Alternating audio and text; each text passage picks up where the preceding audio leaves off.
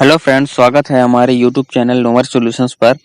तो आज हम आपके लिए लाए हैं त्रैमासिक परीक्षा 2021-22 का क्लास 11 का विषय राजनीति विज्ञान का आंसर शीट, जो आपके सामने स्क्रीन पर दिखाई दे रहा है।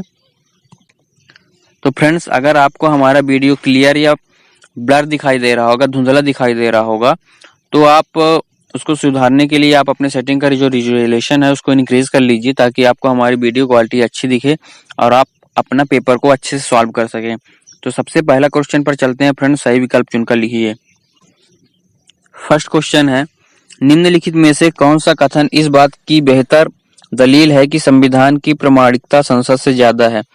तो फ्रेंड्स, जैसा कि आपको आपकी स्क्रीन के सामने दिखाई दे रहा है कि मैंने सभी को आंसर पे जो है पेन से मार्क कर रखा है, ताकि आपको दिक्कत ना हो और आप अपने पेपर को सॉल्व आउट कर लें। तो आप वीडियो के अंत तक बने रहिएगा, क्योंकि अगर आप पूरी वीडियो देखते हैं तो जो आंसर शीट है आप उसको एक्सप्लेन कर समझ पाने में आसानी होगी आपको, और बेहतरीन ढंग से आप अपना पेपर को सॉल्व आउट कर सकते हैं। तो सबसे पहला क्वेश्चन था, इसका आंसर हो जाएगा ऑप्शन नंबर 7।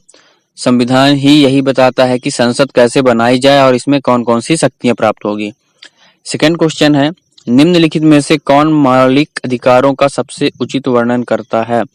तो इसका ऑप्शन नंबर 7 राइट आंसर होगा, संविधान द्वारा प्रदत्त और सुरक्षित अधिकार। तीसरा क्वेश्चन है, संविधान में समय समय पर संशोधन करना आवश्यक होता है, क्योंकि इसका राइट आंसर हो जाएगा ऑप्शन नंबर आ, परिस्थितियां बदलने पर संविधान में उचित संशोधन करना आवश्यक हो जाता है। प्रश्न क्रमांक 4 है, निम्नलिखित में धर्मनिरपेक्षता का कौन सा सिद्धांत भारत के संविधान में अपनाया जाता है।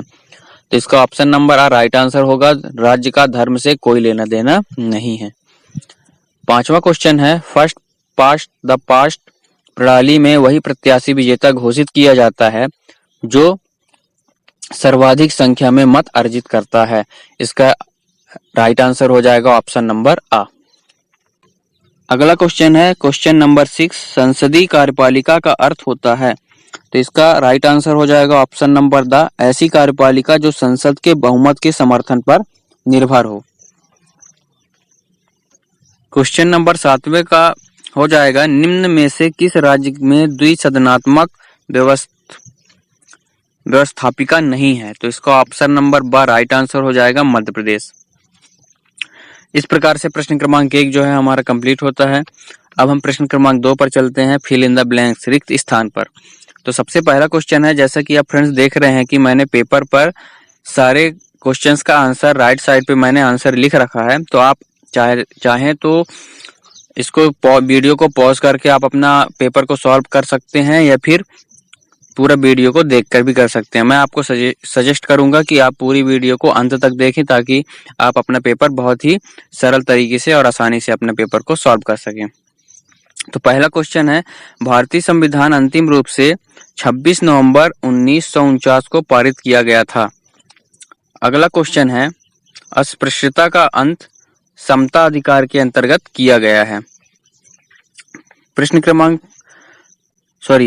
क्वेश्चन नंबर 3 है, राज्य के मुख्यमंत्री की नियुक्ति राज्यपाल द्वारा होती है।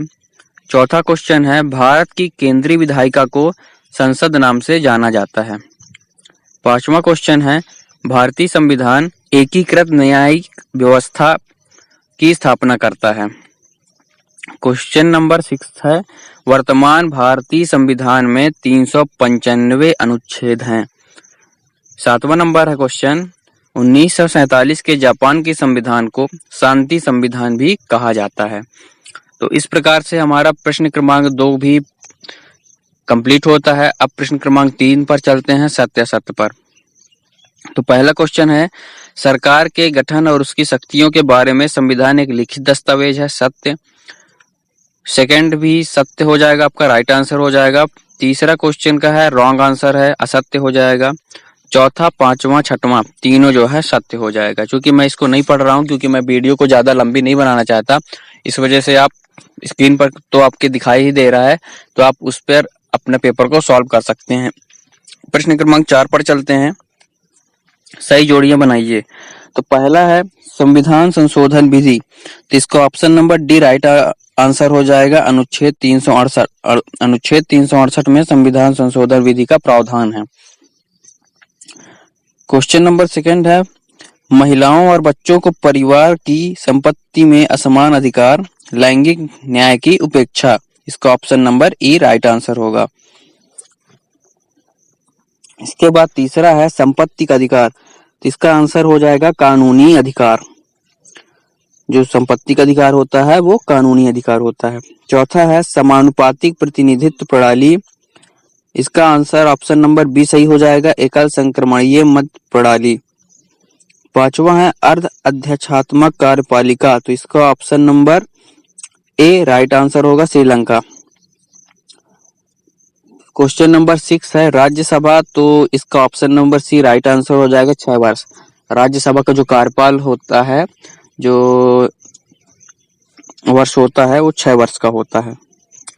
प्रश्न क्रमांक 5 पर चलते हैं। अब एक वाक्य उत्तर लिखिए। तो चूंकि फ्रेंड्स आपकी स्क्रीन पर जिस प्रकार से दिखाई दे रहा है कि मैंने सभी क्वेश्चन का आंसर एक वाक्य में मैंने लिख रखा है, तो आप इसको बहुत ही केयरफुली तरीके से, सावधानी पूर्वक से आप इसको अपने आंसर को राइट कर सकते हैं। ठीक है फ्रेंड्स, क्योंकि मैं इसको पढ़े दे रहा हूं ताकि आपको समझने में दिक्कत ना हो, क्योंकि बहुत ही कम स्पेस था, इस वजह से मुझे बहुत ही छोटे छोटे लिखने पड़े हैं। तो अगर आपको दिखाई नहीं दे रहा होगा या फिर छोटे छोटे अक्षर दिखने में प्रॉब्लम हो रही होगी, तो मैं बोले दे रहा हूं, आप अपना पेपर पे अपना आंसर को लिख सकते हैं। पहला क्वेश्चन है कानून का शासन क्या होता है, तो इसका आंसर है कानून का शासन सभी कानून देश के सभी नागरिकों पर समान लागू होता है। सेकंड क्वेश्चन है संविधान सभा के स्थायी अध्यक्ष के क्या नाम है, तो इसका आंसर है डॉक्टर राजेंद्र प्रसाद। तीसरा क्वेश्चन है बेगार से क्या अभिप्राय है, तो इसका आंसर हो जाएगा मूल चुकाए बिना श्रम कराने की प्रथा बेगार कहलाती है। चौथा क्वेश्चन है अप्रत्यक्ष लोकतंत्र किसे कहते हैं, तो इसका आंसर लिख लीजिएगा फ्रेंड्स, लोकतंत्र में सारे फैसले जनता के प्रतिनिधि करते हैं। ठीक है फ्रेंड्स, जो प्रतिनिधि का होते हैं वही जो है जनता का प्रतिनिधित्व करते हैं। पांचवा क्वेश्चन है अध्यक्षात्मक कार्यपालिका वाले किन्हीं 2 देशों के नाम लिखिए, तो इसका राइट आंसर हो जाएगा अमेरिका एंड ब्राजील। छठवां क्वेश्चन है भारत में कौन सी शासन प्रणाली है, तो भारत में लोकतांत्रिक गणराज्य है। ठीक है, क्योंकि भारत जो है लोकतांत्रिक गणराज्य है और यहाँ की जो शासन प्रणाली है वो लोकतांत्रिक है। तो फ्रेंड्स इस प्रकार से प्रश्न क्रमांक 1 से लेकर प्रश्न क्रमांक 5 तक आपके पेपर जो है सॉल्व होता है। इसके बाद उम्मीद करता हूं कि आपको अभी तक में कोई भी दिक्कत किसी भी क्वेश्चन पे प्रॉब्लम नहीं गई होगी।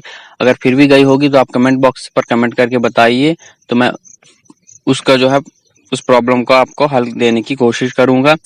और एक विशेष बात फ्रेंड्स कि अगर आपको हमारी वीडियो अच्छी लगी हो तो लाइक सब्सक्राइब करें और कमेंट करके बताइए कि आपको हमारी वीडियो कैसा लगा। Thank you.